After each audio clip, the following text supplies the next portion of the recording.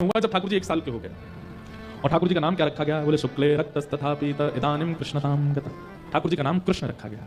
करशतीति कृष्ण, जो सबको अपनी ओर आकृष्ट करे उसका नाम है कृष्ण।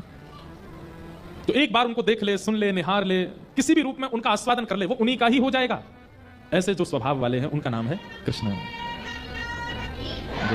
उनका नाम है कृष्ण। ठाकुर जी का नाम कृष्ण रखा गया। अब धीमे धीमे ठाकुर जी ने एक बड़े हो गए, कितने साल के गए? 3.5 वर्ष के ठाकुर जी है। और 3.5 वर्ष के ठाकुर जी होते ही अब धीमे धीमे मैया ने एक छूट दे दी।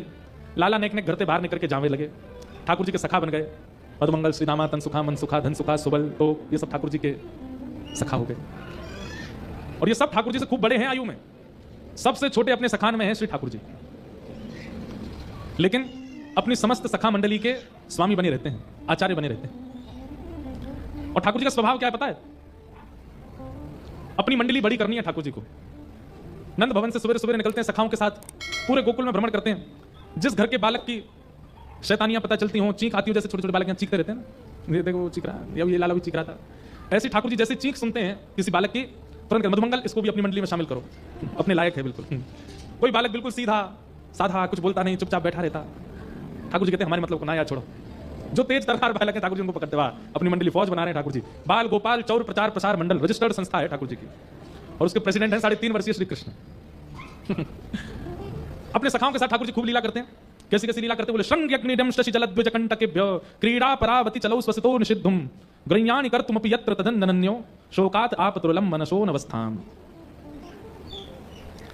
श्रृंगी गैयाओं के सींग पे लटक करके, गैयाओं को झूला बना करके उन पे सैर करना, ये इनका काम है। छोटे छोटे सबरे गैया के सींग पे चढ़ जाते हैं, जब वो बैठी होती है, जैसी खड़ी हो जाती है तो उनका झूला बन जाता है। लटक गए, अब गैया को पामते कि चल दौड़, और गैया जैसी दौड़ती तो ठाकुर जी सींग पकड़ करके महाराज पूरे झूला बना देते हैं गैया को। कभी कभी गैया के सींगों में नंद बाबा घी लगाते हैं, चीकने हो जाते हैं सींग। ठाकुर जी जैसे पकड़ते हैं सींग पकड़ करके जैसे हिलाते हैं गैया को, गैया खड़ी हो जाती है। गैया कहे आज लाला तो मजा चखाऊं, रोज चढ़ जाए ऊपर है। सो गैया ठाकुर जी को लेकर कहां भागती है? जहां 9 लाख गैयाओं का गोबर का ढेर है। धीमे धीमे ठाकुर जी के हाथ चिकने हो जाते हैं, जैसे छूटने लगता है ठाकुर जी के, ए गैया बैठ जा, गैया बैठ जा, देख मैं लुढ़क जाऊंगा, मैं गिर जाऊंगा, देख मेरे हाथ छूटे वाले हैं। गैया नहीं बैठती, गैया तो गोबर में जाकर खड़ी है, जा बोले यहां गिरो, बताऊं तुम्हें। ठाकुर जी के देख मैं गिर जाऊंगा, मैं गोबर में धस जाऊंगा पूरा। लेकिन गैया भी जीव है, लेकिन ठाकुर जी के संग आनंद करती है। सोई ठाकुर जी चिल्लाने लगे, मैया बचाइयो, बाबा बचाइयो, देख गैया मुझको मार रही है। यशोदा मैया दूरती दूरती आमे, इतने में ठाकुर जी को हाथ छूट जाए और गले गले तक गोबर में ठाकुर जी धस जाते हैं। मैया आके गौशाला में कहे, लाला तू कहां है? ठाकुर जी गोबर में चिल्लाए, मैया मैं जहां हूं। मैया जाके देखा तो बस मुख दिख रहा है खाटू श्याम भगवान की तरह, सब तन चलो गिरिराज जी में, गोबर में। यशोदा मैया कहीं, अरे लाला तो कितनों नभाओ, कितनों धुबाओ, कितनों सुंदर बनाओ, गोबर में खेला आके। अब मैया बातें करती रही कि मैं निकाल यहां से। मैया जैसे तैसे जावे, लाला के हाथ ने पकड़ के और ऐसे निकाल के पूरे गोबर में ठाकुर जी